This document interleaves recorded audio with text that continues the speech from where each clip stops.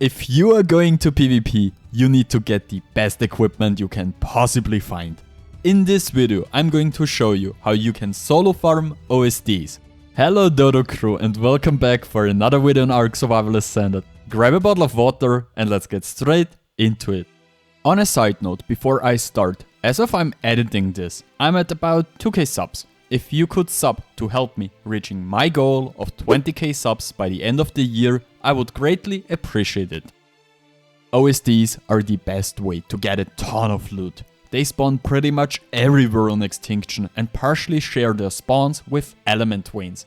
And the reason you never find any OSDs is because only 3 OSDs and element veins can be active on the map at the same time. OSDs and element veins got predefined spawns and you simply have to fly around and look for them.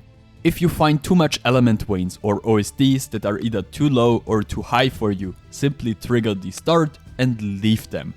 After some seconds, you're not staying close to them, they will simply despawn, and after a short time a new OSD or element vein will spawn somewhere on the map.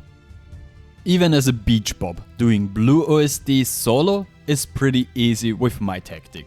They should mainly be farmed for weapon trades and saddles like the Daedon, Megatherium and Stego. The easiest way to farm Blue OSDs is having a mana and craft a bunch of metal spikes and just place them all around the OSD. Since Dilos and PTs make up the main bulk of the waves, and even at high levels they don't do enough damage to destroy your spikes, most of the time they will just run into your spikes and die. Place your spikes about 3 to 4 foundations away from the OSD and close the circle so that all creatures have to run into your spikes. If a creature does run through your spikes, then just grab your mana and blast it away. You'll need the mana anyways, sometimes creatures get stuck, then just get out and kill them with the mana. Most of the time, you will just sit around and wait for the waves to end on their own. 15 minutes later, just grab your loot and leave. Yellow OSDs are slowly becoming more tricky, but are still damn easy to do with a few tricks. You now have 2 options, grab a few foundations and walls or make yourself some gateways and gates. Grab some metal spikes and a carcher. Take a bed and some med brews with you, just to be sure. Once you reach the OSD, you'll need to be quick. Place your structures in a circle around the OSD. I prefer the gates, even though they're a little more expensive, but with gates it's a little faster and easier overall. Small offsets between structures aren't as bad. Don't build too close to the OSD and close everything off, but leave a small entrance. I will spare you the explanation of how pathfinding works for corrupted creatures, but in short, they will try to run to the OSD using the shortest path. This means that most creatures will choose the entrance you left, as they see that they can reach the OSD that way the easiest. Now, you place your carcher next to the entrance and wait for the creatures to run to you, and then, well, you just make them disappear. PTs can't get through the gates and will either fly around and try to attack you or try to get over the gates at some point. But at this point, your carcher is the most dangerous creature for the OSD anyways. It will happen to you more often that you destroy the OSD than any of the other creatures will.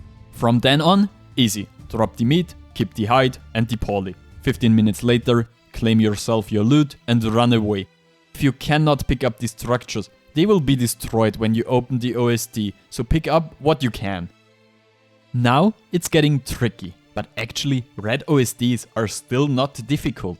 They just require a little more preparation. The strategy remains the same. You need metal gateways and gates, metal spikes and a force field. That's the most important thing. You also need hazard suits, because from now on you have to fight Wyvern, and a full hazard suit blocks off their breath attack, some metal foundations, a bed and some med brews. And now I'm making myself unpopular again. You hate him, I love him, but from Red OSDs onwards we use a Giga instead of a carcher. The problem is that during the waves of Red OSDs, a lot of creatures with a lot of HP spawn in large bulks. And it can happen so damn quickly that you simply get overrun if you're using a Karcher. By the time your Karcher has done enough damage, the OSD is already gone. The advantage of the Giga is simply that it has an enormous damage output from the first bite on. It still should have a pretty high level and some decent saddle.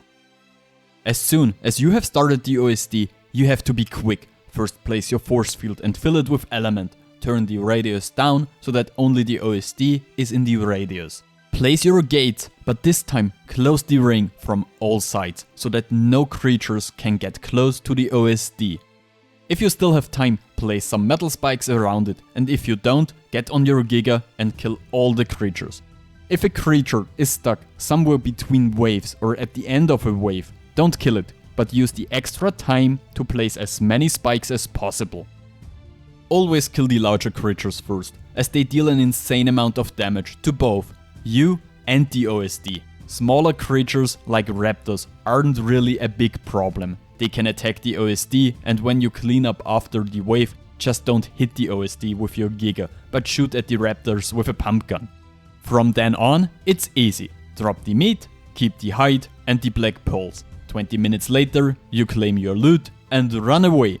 Before we're getting into soloing purple OSDs, if you want to know how to solo element veins and farm an insane amount of element, check out the linked video. Purple OSDs are a completely different story. The strategy remains exactly the same as I used for red OSDs. The creatures are just way more and much stronger. This means that your Giga absolutely needs a good saddle. Otherwise, the OSD will be over for you after the first wave. The most waves I've managed solo so far have been 10, after which I had to stop. I would really like to know if you managed to do more than 10 waves as a solo player, and if you do, tell me in the comments how you did it. I hope you liked this video, and I'm thrilled to read if this video has helped you. Hit the like button, leave a comment below for the algorithm, and consider subbing to the channel. Alright, Frodo.